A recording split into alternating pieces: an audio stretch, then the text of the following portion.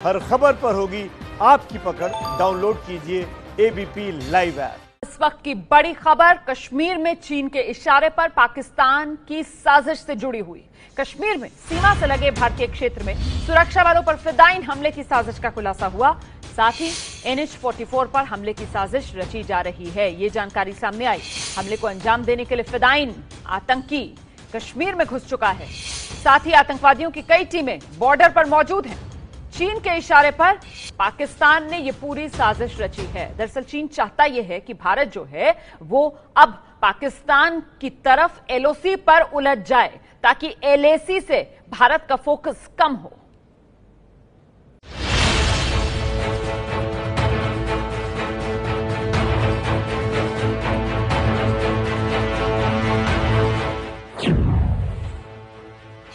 सुरक्षा बलों पर फिदायीन हमले की साजिश।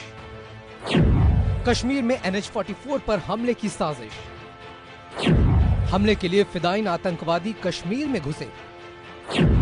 चीन के दबाव में पाकिस्तान का सुसाइड प्लान।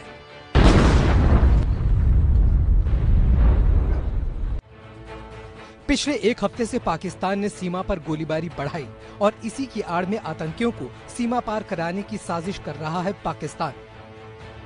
खुफिया दस्तावेजों से खुलासा हुआ है कि आतंकियों के साथ 3 ISI एजेंट भी हैं। जवाहर टनल से काजीगुंड के बीच हमले की साजिश रची गई है। NH-44 के पास संदिग्ध आतंकवादी भी देखे गए हैं। खुफिया दस्तावेज के मुताबिक पुलवामा में लश्कर और हिजबुल के आतंकियों के साथ 3 विदेशी आतंकवादी देखे गए। पिछले महीने ही पुलवामा में जैश के आतंकियों की सुसाइड अटैक की साजिश सुरक्षा बलों ने नाकाम की थी।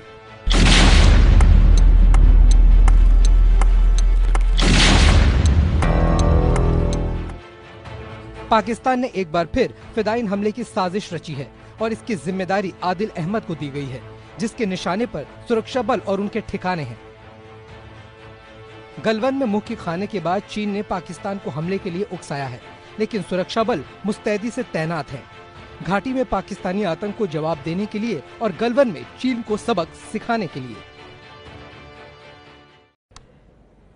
और डिटेल्स के लिए सीधे आपको लेकर चलते हैं। मेरे साथ मेरे सहयोगी ओम प्रकाश तिवारी इस वक्त मौजूद हैं और ओम प्रकाश बताएंगे आपको किस तरीके से चीन ने लिखा है पाकिस्तान से के साथ मिलकर ये पूरा आतंक का नापाक प्लान। ओम प्रकाश।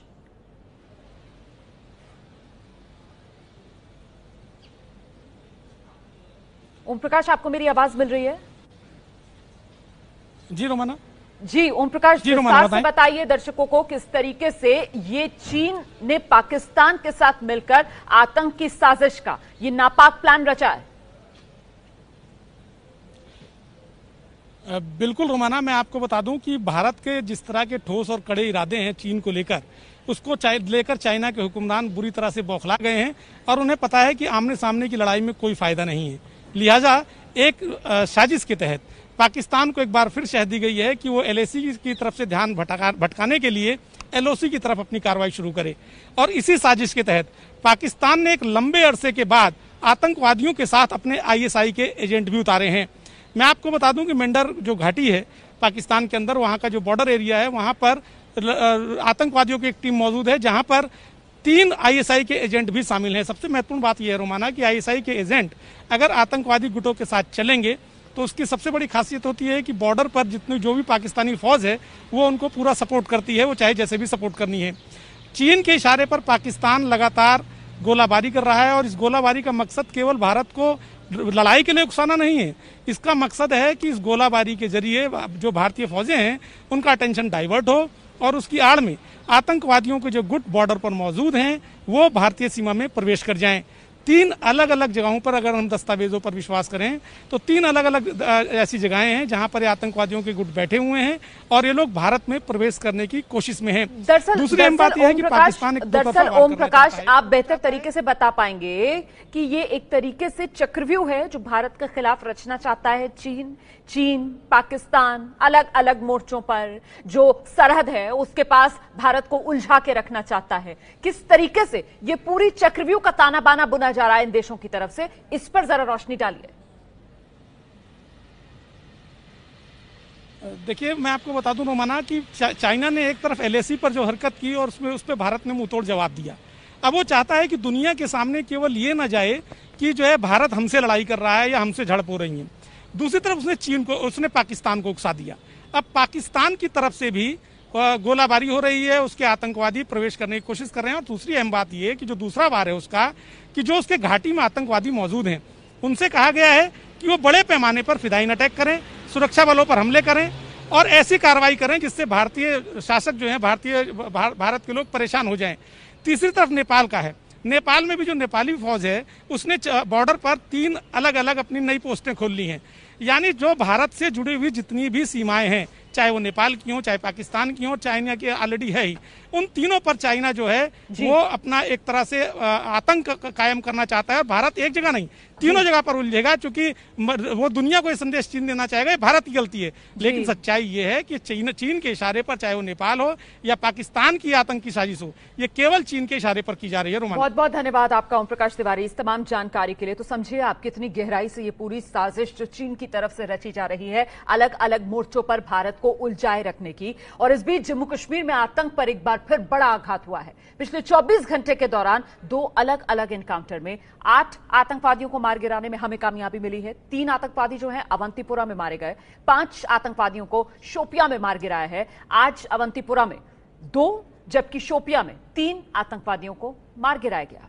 वहीं कल अवंतीपुरा में 1 और शोपियां में 2 आतंकवादी मारे गए थे। तो डटकर हमारे सुरक्षा बल आतंक का सामना कर रहे हैं, उसे मुंह तोड़ जवाब दे रहे हैं। अवंतीपुरा के पंपोर इलाके के मीज गांव में कल सुबह 5 बजे एनकाउंटर की शुरुआत हुई थी। 1 आतंकवादी कल ही मारा गया था, बाकी 2 बचे आतंकवादी गांव की मस्जिद में छिप गए थे। दोनों आतंकवादियों से सरेंडर करने की अपील की गई, लेकिन वो नहीं माने और इसके बाद जम्मू कश्मीर पुलिस के स्पेशल ऑपरेशन ग्रुप के जवानों ने आज सुबह दोनों आतंकवादियों को मार गिराया।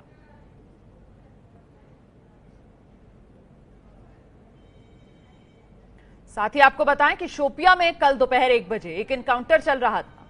कल शोपियां में 2 आतंकवादी मारे गए, 4 आतंकी इलाके में छिप गए थे और इसके बाद पूरे इलाके की नाकेबंदी की गई, कॉर्डन ऑफ करके ऑपरेशन चलाया गया। आज सुबह सुरक्षा बलों को बड़ी कामयाबी यहां मिली, 4 आतंकवादियों को इस इलाके में मार गिराया गया है। तो 24 घंटे में 8 आतंकवादियों का सफाया। कश्मीर घाटी में ये बड़ी कामयाबी